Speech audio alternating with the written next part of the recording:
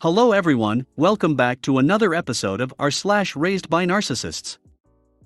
In today's episode, there's another kind of privilege that no one wants to talk about. Anyone else's parent act supportive then talk shit behind your back? Got a good job offer, mom's first reaction was what about me? That salary is not even an achievement. Before we get started, make sure to subscribe so you will never miss a video. So let's get started. There's another kind of privilege that no one wants to talk about. It's the privilege of being raised in a loving home, free from abuse of any kind. A home where a child does not have to worry about mental, physical, or sexual abuse. A home where there is warmth and support. A place where a child knows and feels their parents love them, and doesn't have to wonder what they did to be undeserving of love. The privilege of not having to deal with trauma and PTSD from childhood abuse, and the increased likelihood of having mental health problems, addictions, being undereducated and underemployed. You are truly blessed and privileged to grow up in a home where love is your foundation, not secrets and lies. Anyone else's parent act supportive then talk shit behind your back? I recently had a conversation with my dad about a cousin who wanted to go abroad even though she's already extremely successful because her friends were pushing her to leave her career and go back to study a different degree. Fortunately, she realized what her friends were doing and didn't push through with it. When I told my dad I helped her weigh the pros and cons, he was like, "Well, you did the right thing, etc."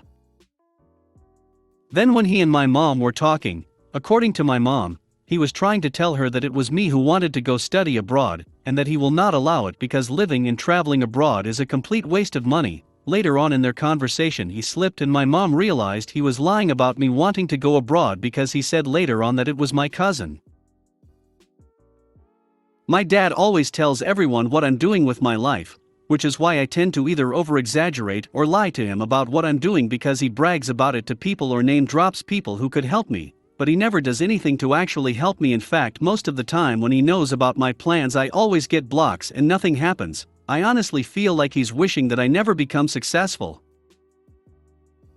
When I got a job offer, a 1 in a million offer that I never got again after, abroad, he didn't allow me and manipulated me into helping care for my grandfather who got diagnosed with Alzheimer's and accused me of lying about getting a job because I have a boyfriend there, which I didn't. I studied a different language, Japanese, he accused me of the same thing. I wanted to learn the piano, he told me it was either I learn the guitar or he won't pay for my lessons. I got a job, he made sure to always pick a fight with me before going to work or making me upset. It's like he wants me to never succeed and I don't know what to do. He's well respected and is a doctor, so outside of the house he acts like the perfect dad and that we have a happy family. I honestly feel he legitimately calls his connections since he has a lot to make sure I don't get anywhere in life. I feel so stuck and ashamed that I'm 26 and have gone nowhere in life. Got a good job offer, mom's first reaction was what about me? That salary is not even an achievement. Hi, very sorry for venting, but I'm really upset now. Just want to get this off my chest so I can have a relaxing Friday night. So I got a job offer with a really good pay in the UK. Now I understand this is not such a big achievement, but I was especially proud of myself because it had been a really long and painful journey from hitchhiking a shared pedicab to elementary school in a relatively poor small town in a third world country. So as one does, I called my mom and told her the good news, but the first thing she said was, "What about me?"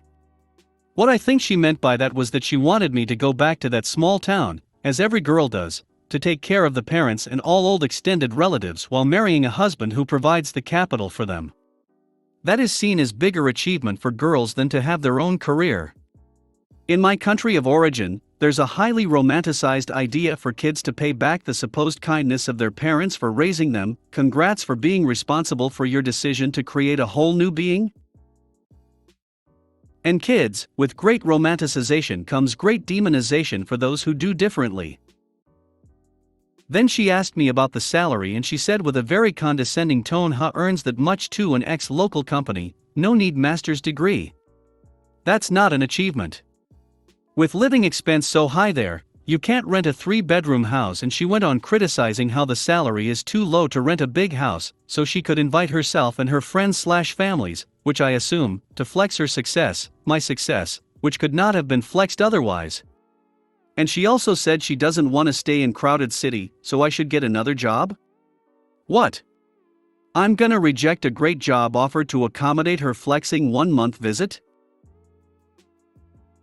Plus, since she has always been wanting a saint-like image, she also mentioned a big percentage of my salary for her to give away to relatives and some charity under her name.